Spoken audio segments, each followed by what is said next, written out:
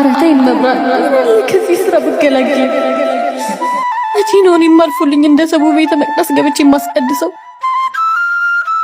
ምን አይነት ቆሻሻ ነሽ? እንዴት እንደዚህ ሆነሽ ትመጫለሽ? ይቅርታ ከስራ እየመጣሁ ስለሆነ ነው። በየመጠጥ ቤቱ ስትጋቺ ማደር ነው ስራ መትዩ? አሁን ከዚህ ዞር በይ። ይሄ የተቀደሰ ስፍራ ለእንዳንቺ አይነቱ ኖረኛ ሳይሆንም። አሁንሽ ከዚህ ከቤት ወዴት ነው የምሄደው? ሂጂ እሽቀጥ ደግሞ አለማፈርሽ። ሂጂ ሂጂ። እግዚአብሔር እኮ እባብን መርግብንም እኩል ነበር የፈጠራቸው። ጊዜ ነው እንጂ ያያቸው። እኔንም እንደዚህ አይነት ህይወት ውስጥ የከተተኝ ጊዜ ነው። እኔ እናንተም በእግዚአብሔር ፊት አንድ ነን። እሺ ይሄንን በቃ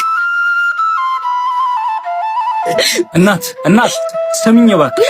ቀሚስ ያጠረ አይደል ነው ወይስ የኔ ሽታና የቤተ ክርስቲያኑ ማጥንት ተደባልቆ ረበሽ ልትለኝ ነው? ከመች ጀምሮ ነው ውሃና ዘይት ተደባልቆ የሚያውቀው?